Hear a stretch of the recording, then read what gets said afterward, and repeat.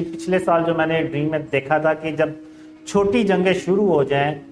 اور وہ بھری جنگوں میں کنورٹ ہو جائیں تو وہ پھر یعنی ورلڈ وار 3 کی طرف جاتی ہے بات. اور جو ڈریمز میں آیا تھا وہ یہی ہے کہ جو اسرائیل ہے نا، سب سے پہلے تو وہ فلسطین کے ایریے میں کارروائیاں کرتا ہے اور فلسطین کے ایریے میں ایک اہم جگہ پہ وہ ایک عمارت بنانا شروع کر دیتا ہے. تو جب وہ عمارت بنانا شروع کرتا ہے تو مسلمان صرف احتجاج ہی کر سکتے ہیں، اس کے علاوہ وہ کچھ بھی نہیں کر سکتے. پوری دنیا میں احتجاج ہوتا ہے لیکن وہ کچھ نہیں کر پاتے. اب واللہ عالم، ہو سکتا ہے کہ یہ مسجد اقصیٰ کی جگہ پہ وہ کچھ کوئی ایسی بلڈنگ بنائے جس کی وجہ سے وہ پوری دنیا کے مسلمان احتجاج کرتے ہیں لیکن کر کچھ نہیں پاتے. اور وہ جب بلڈنگ بن جاتی ہے تو اس کے بعد میں دیکھتا ہوں کہ اس کی بیس میں ایک دھماکہ ہوتا ہے،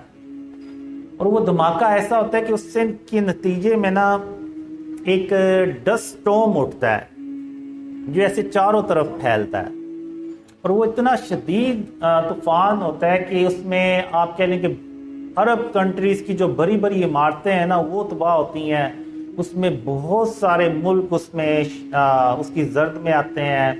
ایجپٹ آتا ہے، سوڈان، سعودی عرب، سیریا، عراق، ادھر سے آپ دبئی، قطر، یعنی یہ سارے جو عرب کنٹریز ہیں نا وہ اس کی زرد میں آتے ہیں. اور ایک ڈریم میں نے دیکھا کہ وہ کارروائیاں کرتے ہیں، پھر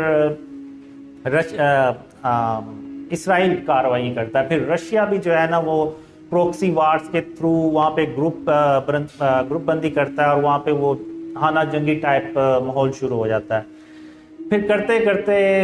امریکہ جو ہے نا وہ اوپنلی اس جنگ میں شامل ہو جاتا ہے اور وہ پھر ورلڈ وار 3 بن جاتی ہے. اب اگر تو یہ چیزیں شروع ہو گئیں، یہ جو اسرائیل اور فلسطین کا ریسنٹلی جو کچھ بھی چل رہا ہے، تو آپ بھول جائیں، یعنی پھر مسلمانوں کے اوپر برا وقت ہی ہے. میں نے دیکھا ہے، میں بات کرنا تو نہیں چاہ رہا لیکن جو میں نے ڈریمز میں دیکھا وہ یہی ہے کہ مسلمان بہت زیادہ پستے ہیں، بہت زیادہ ان کو شکست بھی ہوتی ہے اور بہت بڑی تعداد میں مسلمان مارے بھی جاتے ہیں. اور یہ عمل تب تک جاری رہتا ہے جب تک کہ غزوہ ہند نہ ہو جائے. مڈل ایسٹ میں یہ سارا کچھ چل رہا ہوتا ہے لیکن پاکستان میں اللہ اپنی رحمت سے پاکستان کے لوگوں کو ڈریمز کا بتا بھی دیتا ہے اور ان کو پاکستانیوں کو سمجھ بھی آ جاتی ہے، اور وہ ہم اس ملک کو شرک اور اس کی اقسام سے پاک کرتے ہیں. جب ہم اس ملک کو شرک اور اس کی اقسام سے پاک کرتے ہیں تو اللہ کی جو رحمتیں اور برکتیں ہیں نا وہ اس ملک میں نازل ہونا شروع ہو جاتی ہیں اور ملک تیزی سے ترقی کرتا ہے. اور اس میں نے دیکھا ہے کہ اللہ پاکستان کو 3000 کالے رنگ کے ناقابل شکست جہاز بھی دیتا ہے، اور وہ جہاز وہ ہوتے ہیں جو جس کو دیکھ کے انڈیا کی اکیلے ہمت ہی نہیں پڑتی پاکستان پہ اٹیک کرنے کی. اور پاکستان اللہ کی مدد سے کشمیر بھی آزاد کرتا ہے. تو اب دوسری طرف مڈل ایسٹ میں جب وہ سب کچھ تباہ کر دیتے ہیں اور ادھر سے پاکستان ترقی کر رہا ہوتا ہے، تو آپ کو پتہ ہے کافی لوگوں سے تو یہ کبھی بھی ہضم نہیں ہوگا پاکستان ترقی کرے گا، اور خاص طور پہ انڈیا سے تو کبھی نہیں ہوتا. انڈیا جنگ کرنے کی کوشش کرتا ہے لیکن کالے رنگ کے جنگی جہازوں کی وجہ سے وہ کچھ کر نہیں پاتا. تو وہ پھر جو جنگ ہوتی ہے نا مڈل ایسٹ میں، اس کو پھر وہ پاکستان پہ لے کے آتے ہیں. اور یعنی چونکہ پاکستان ترقی بھی کر رہا ہوتا ہے تو وہ کافی لوگ کہتے ہیں کہ ہم پاکستان کو اگر ہم نے ادھر ہی روک لیا تو روک لیا، نہیں تو یہ کل کو ہمارے اوپر حکومت کرے گا. تو وہ اس نظریے سے بھی نہ سارے ہندوستان میں جمع ہوتے ہیں اور پاکستان اکیلا ایک طرف ہوتا ہے. اس میں یہ ہوتا ہے کہ وہ اللہ اپنی رحمت سے ڈریمز پھیلاتا بھی چلا جاتا ہے اور بہت سارے مسلمان یعنی اسلام کا جو آخری قلعہ ہے پاکستان، اور جہاں پہ غزوہ ہند لڑی جانی ہے اور جہاں سے خاتم النبیین محمد صلی اللہ علیہ وسلم کا جو سچا اسلام ہے وہ پھیلنا ہے، تو اس کے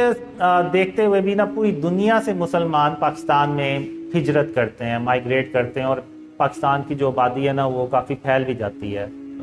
کافی زیادہ بھی ہو جاتی ہے۔ تو وہ سارے دشمن جب اکٹھے ہو جاتے ہیں تو یہ اگر میں کہوں کہ اس ایک طرف 100 ملک اکٹھے ہو گئے اور ایک طرف پاکستان اکیلا ہے تو یہ غلط نہیں ہوگا۔ پاکستان کو میں نے دیکھا ہے تقریباً چاروں طرف سے نا اٹیکس آتے ہیں، اور وہ بہت خطرناک قسم کی جنگ ہوتی ہے، اور اس جنگ میں مسلمانوں کا جیتنا بہت ضروری ہوتا ہے۔ جو میں نے ڈریمز میں دیکھا ہے کہ جیسے مسلمانوں کے لیے غزوہ بدر بہت اہم تھی، اس جنگ کو جیتنا بہت اہم تھا، اسی طرح غزوہ ہند کو جیتنا بھی بہت اہم ہے۔ تو اللہ کی مدد سے وہ پاکستان جنگ جیت جاتا ہے، اور پھر پاکستان مڈل ایسٹ میں جاتا ہے، اور وہاں پہ رشیا اور امریکہ جیسی سپر پاورز کو شکست دینے کے بعد پوری دنیا میں اکیلا اللہ کی مدد سے سپر پاور بن جاتا ہے، اور پھر پاکستان جو ہے وہ خاتم النبیین محمد صلی اللہ علیہ وسلم کا جب سچا اسلام پوری دنیا میں پھیلاتے ہیں تو وہ پوری دنیا امن سے بھر جاتی ہے، اور وہ امن جو ہے وہ تقریباً 7-8 سال چلتا ہے، اور پھر اس کے بعد قیامت کی بڑی نشانیاں، یعنی دجال آتا ہے، پھر اس کے بعد یاجوج ماجوج نکلتے ہیں، اور پھر عیسیٰ علیہ السلام وہ بھی تشریف لاتے ہیں واپس۔